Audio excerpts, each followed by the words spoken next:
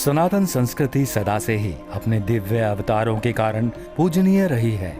हमारे सनातन धर्म में कई अवतारों का उल्लेख मिलता है जो भगवान के अंश माने जाते हैं और समय समय पर जीवात्मा के उद्धार के लिए धरती पर जन्म लेते रहते हैं। राम, कृष्ण, बुद्ध और नरसिंह उन्हीं अवतारों के उदाहरण हैं। माना जाता है कि ये सभी भगवान विष्णु के अवतार हैं, लेकिन एक नाम ऐसा भी है जो इनमें सबसे नया है और श्री हरि विष्णु के इस अवतार को हमारे समय से बहुत निकटतम माना जाता है, क्योंकि इन्हें धरती त्यागे महज 500 बरस ही हुए हैं। जी हाँ मित्रों, हम बात कर रहे हैं भक्ति आंदोलन के एक सशक्त हस्ताक्षर चैतन्य महाप्रभु की, जिन्हें उनके भक्तों द्वारा श्री कृष्ण का अवतार भी बताया गया है।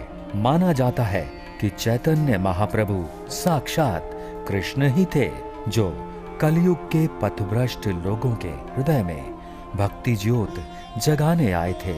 उनके अनुयायी उन्हें योगेश्वर श्री कृष्ण और राधा रानी के संयोग का अवतार भी कहते हैं, यानी श्री कृष्ण और राधा के संयुक्त अवतार के रूप में भी चैतन्य महाप्रभु जाने जाते हैं।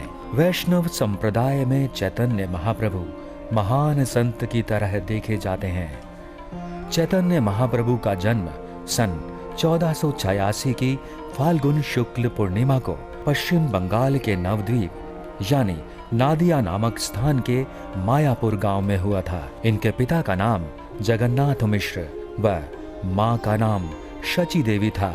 नीम के पेड़ के नीचे जन्म लेने के कारण चैतन्य महाप्रभु को निमाई के नाम से भी बुलाया जाता है। इसके अतिरिक्त उन्हें गौरांग के नाम से भी जाना जाता है, लेकिन उनका वास्तविक नाम विशंभर था। चैतन्य महाप्रभु किशोर अवस्था से ही अत्यंत बुद्धिमानी व्यक्ति थे। उनके चेहरे से तेज टपकता रहता। वे संस्कृत में रचे अपने गीतों को गाया करते थे। वे मेधावी विद्यार्थी थे। उनकी विद्वता संसार भर में ज्योति फैला रही थी।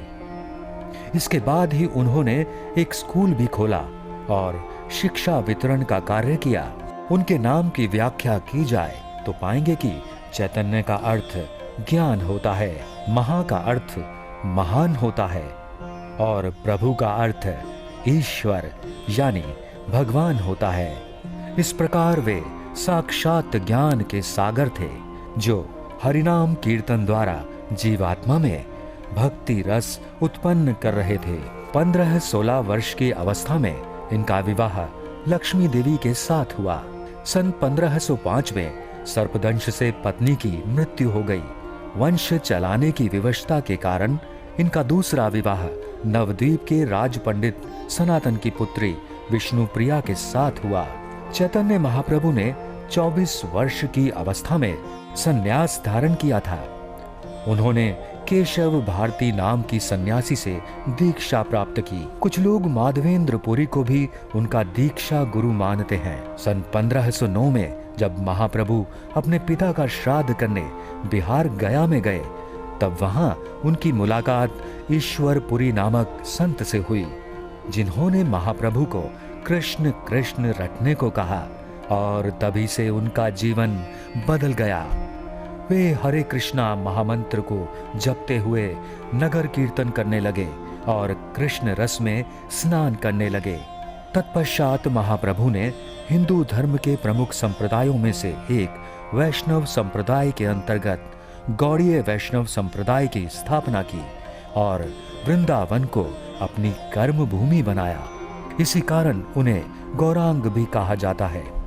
इस दौरान उन्होंने कई ग्रंथों की रचना भी की। यह भी कहा जाता है कि महाप्रभु ने विलुप्त हो गए वृंदावन को फिर से बसाया था। अन्यथा द्वारका की तरह वृंदावन को भी एक मिथक ही माना जाता। सन 1534 के मध्य में उड़ीसा के पुरी तीर्थ स्थल पर चैतन्य महाप्रभु ने स्वयं को कृष्ण में समाहित करते हुए अपने शरीर का त्याग कर दिया। आज के लिए फिलहाल इतना ही।